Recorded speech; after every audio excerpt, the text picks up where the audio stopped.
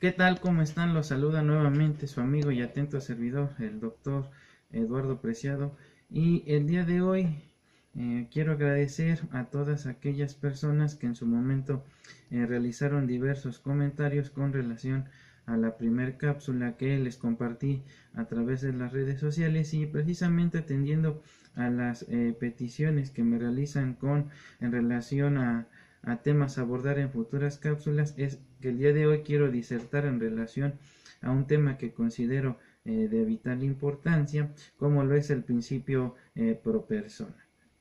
Y en este sentido, antes de aportar mi concepción personal de lo que entendemos por el principio pro persona, quisiera en su momento citar algunas aportaciones que ha realizado la Corte Interamericana de Derechos Humanos con relación al principio pro persona a través de sus jueces interamericanos. Y en este sentido es importante precisar que la primera persona que hizo referencia al principio pro persona lo fue precisamente el juez Rodolfo Pisa Escalante, quien al momento de emitir un voto adjunto en una decisión de la Corte Interamericana con relación al principio pro persona dispuso lo siguiente: es un criterio fundamental que impone la naturaleza misma de los derechos humanos, la cual obliga a interpretar extensivamente las normas que los consagran o los amplían y restrictivamente las que los limitan o restringen. Asimismo, considero importante citar lo que al respecto menciona la juez Mónica Pinto, quien con relación a dicho principio dispone que este es un criterio hermenéutico que informa todo el derecho de los derechos humanos, en virtud del cual se debe acudir a la norma más amplia o a la interpretación más extensiva cuando se trata de reconocer derechos protegidos e inversamente a la norma o a la interpretación más restringida cuando se trata de establecer restricciones permanentes al ejercicio de los derechos o a su suspensión extraordinaria. ¿Qué se desprende entonces de estas aportaciones por parte de los jueces interamericanos? Que el principio pro persona, efectivamente, como ellos lo refieren, es el derecho de los derechos humanos y se materializa en una herramienta hermenéutica a través de la cual las autoridades al momento de interpretar una norma relativa a los derechos humanos lo tienen que hacer de manera amplia o extensiva cuando se trate de salvaguardar o proteger un derecho humano, y por el contrario, cuando de alguna manera las normas a interpretar limiten o restrinjan el ejercicio de un derecho, esa interpretación debe hacerse de forma restringida, de tal manera que el derecho humano que en su momento se pretende limitar o restringir sea solamente de carácter excepcional y extraordinario. Bien, una vez expuesto lo anterior, me gustaría precisar que el principio pro persona para efectos doctrinales y jurisprudenciales se ha dividido en dos subprincipios. El primero de ellos recibe el nombre de principio de prevalencia de normas, del cual se desprende que cuando en un caso concreto resulten aplicables dos o más disposiciones, la autoridad no tendrá la libertad de optar por cuál de las dos normas es la que debe prevalecer, sino que necesariamente debe acudir a aquella que otorgue la protección más amplia a la persona y con independencia de la jerarquía formal de las normas jurídicas. ¿Esto qué implica?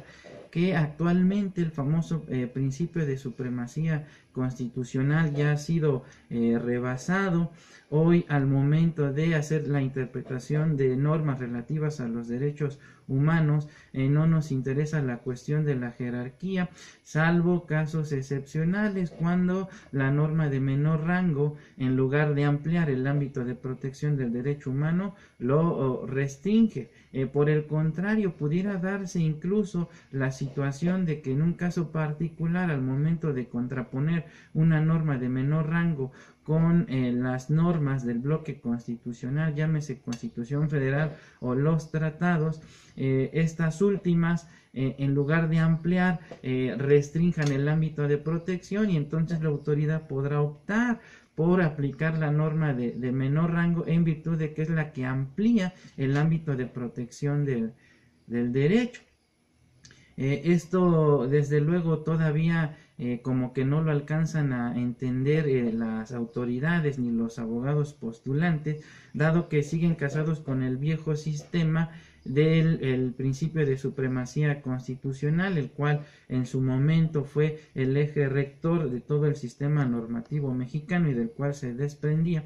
que por encima de la Constitución no existía ordenamiento alguno. Sin embargo, como hoy lo comentamos, este ya ha sido superado, y al momento de hacer la interpretación de las normas relativas a los derechos humanos no nos interesa la cuestión de la jerarquía, salvo que, como lo comentamos, la norma de menor rango, en lugar de ampliar, nos restringe el ámbito de protección de un derecho humano. El segundo subprincipio recibe el nombre de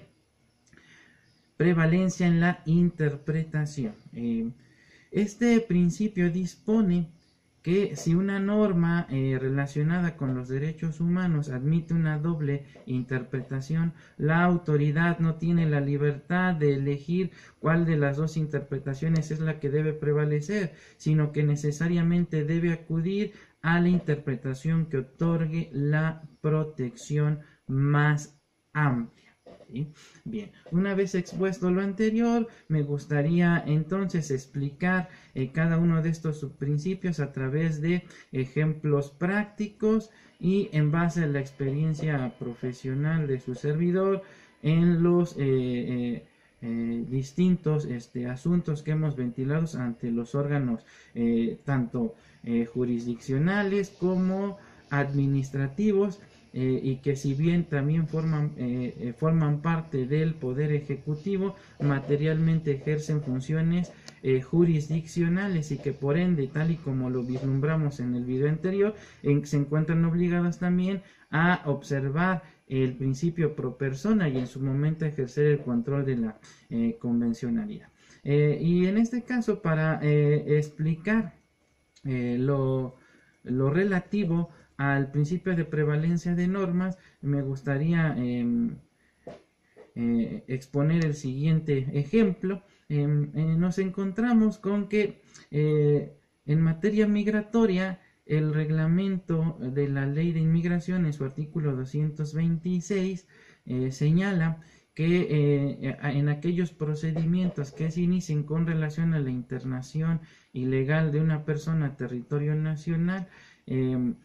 una vez que sean presentadas ante las autoridades migratorias, estas tendrán el derecho a ser asistidas por un representante o por una persona de su confianza. Desde luego esto, como bien lo sabemos, es inconvencional, ya que al contraponer al artículo 226 del reglamento de la Ley de Inmigración con lo dispuesto por el artículo 20,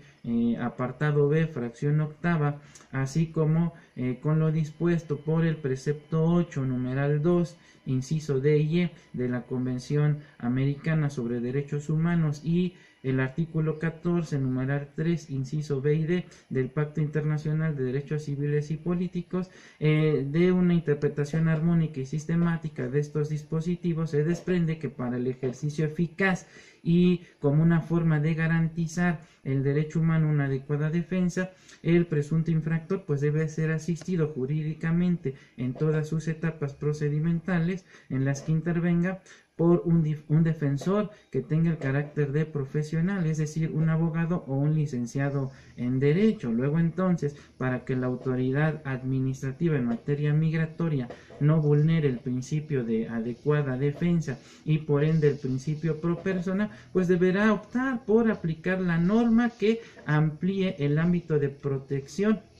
del derecho humano a una adecuada defensa, y en este caso tendría que desincorporar la aplicación del precepto, en este caso el 226, fracción séptima del reglamento de la ley de inmigración, para hacer prevalecer lo que establece el artículo 20, apartado B, fracción octava de la Constitución Política de los Estados Unidos Mexicanos y los tratados internacionales a los que hicimos alusión hace unos momentos. Otro ejemplo que se me ocurre en este caso es el relacionado con lo que dispone el artículo 418 del Código Nacional de Procedimientos Penales, el cual en forma expresa establece una prohibición con relación al procedimiento abreviado, al establecer que este no será aplicable tratándose de personas inimputables. Más sin embargo, al confrontar este dispositivo con lo dispuesto por el artículo 17, el cual fue reformado recientemente el año pasado para adicionarse en su momento un segundo párrafo, el cual en forma expresa dispone lo siguiente, dice: siempre que no se afecte la igualdad entre las partes, el debido proceso u otros derechos en los juicios o procedimientos seguidos en forma de juicio, las autoridades deberán privilegiar la solución del conflicto sobre los formalismos procedimentales. Bien, en este sentido, como bien lo observamos, el Código Nacional de Procedimientos Penales pues prohíbe que aquellas personas que son inimputables puedan optar por una forma de determinación anticipada como lo es el juicio abreviado. Mas sin embargo, una vez que confrontamos este dispositivo con el artículo 17, párrafo segundo, se desprende que de alguna manera la norma que otorga una protección más amplia, en este caso con relación al derecho que le corresponde a todas las personas por optar por una forma de determinación anticipada, pues obligaría en su momento a los jueces, en este caso en materia penal, a desincorporar lo que dispone en su momento el Código Nacional de Procedimientos Penales y hacer prevalecer lo que establece el artículo 17, párrafo segundo constitucional. Y en este caso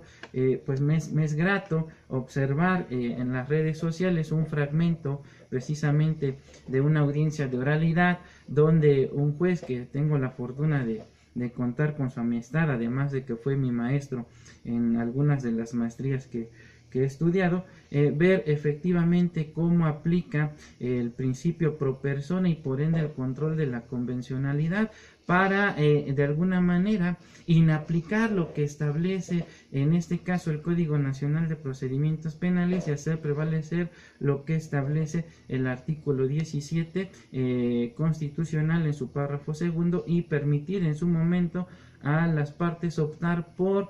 una forma de determinación anticipada como lo es un juicio abreviado. Bien, ahora bien, con lo que respecta al segundo principio, es decir, el principio de prevalencia en la interpretación, como mencionábamos, este dispone que cuando una norma relacionada con los derechos humanos admita una doble interpretación, pues la autoridad no podrá en su momento optar por cuál de las interpretaciones es la que prevalece, sino que necesariamente debe acudir a la interpretación que otorgue la protección más amplia. Y en este sentido podemos citar, por ejemplo, que el artículo 109 de la Ley de Migración dispone en forma expresa que todo presentado tendrá dentro de sus derechos el de recibir asesoría legal. Sin embargo, dentro de dicho dispositivo no se establece si esta asesoría legal va a ser a través de un experto en derecho, como lo es un abogado o un licenciado en derecho, o en su momento es a través de una persona de su confianza. En este sentido, entonces, la autoridad migratoria no podrá optar por elegir cuál de las dos interpretaciones es la que prevalece, y al acudir a la interpretación más amplia, pues debería optar por establecer que la defensa, en este caso, de las personas que son detenidas y presentadas por ingresar a territorio nacional de forma ilegal, pues deberán ser asistidos por un experto en derecho, es decir, un licenciado en derecho o un abogado, obviamente amparados por un título y una cédula profesional. Sin embargo, en la praxis, y se los digo por experiencia personal, hemos notado que dentro de este tipo de procedimientos, la autoridad migratoria, ante su desconocimiento con relación a lo que es el principio pro persona y por ende lo que es el control de la convencionalidad, pues acude a la interpretación más restrictiva, y en su momento establecen que esta defensa o esta asesoría legal puede ser incluso a través de una persona de su confianza, por parte, en este caso, de la persona que está siendo sometida a un procedimiento de extradición, lo cual desde luego es conculcatorio del principio de adecuada defensa y por ende del principio pro persona. Bien, es importante que todas las autoridades de alguna manera se capaciten de manera constante. Y si bien es cierto que la capacitación que a veces se recibe dentro del ámbito de la procuración y la administración de justicia es escasa o prácticamente nula, y la poca capacitación que a veces se recibe es de muy mala calidad, en virtud de que las personas que acuden en su momento a exponer o disertar en relación a un tema son completamente desconocedoras del mismo, más sin embargo yo invito a todos aquellos compañeros que en su momento se desempeñan como servidores públicos, y ya sea en órganos de la procuración o de la administración de justicia, o simplemente son autoridades administrativas con funciones materialmente jurisdiccionales, como por ejemplo los juzgados cívicos, que en su momento acudan ya sea a institutos privados, públicos, y seguirse capacitando. No entren en esa situación de confort. Como lo ven,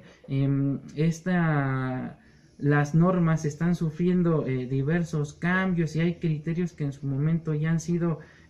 rebasados. Entonces, en ese sentido, pues yo los invito, como ya lo hice en el anterior video, a acudir incluso a mi instituto. Estamos procurando estar a la vanguardia con relación a temas tan importantes como los que hemos estado analizando a través de las presentes cápsulas. Me he preocupado por conseguir docentes altamente certificados. Contamos con la fortuna de tener dentro de nuestra plantilla docente a jueces del sistema de oralidad en materia penal. Tenemos en su momento la participación de personal que pertenece al Poder Judicial de la Federación y que se desempeña como secretario de acuerdos de tribunales colegiados de circuito. Entonces, pues no me queda más que invitarlos a seguirse capacitando, y como se los indico, ustedes pueden acudir el día que gusten de manera gratuita y escuchar alguna de las ponencias por parte de su servidor o de algunos de mis docentes. Y no me queda más que agradecer, y nos vemos en la próxima cápsula. Desde luego estoy tomando en consideración todas y cada una de las peticiones que me hacen con relación a los temas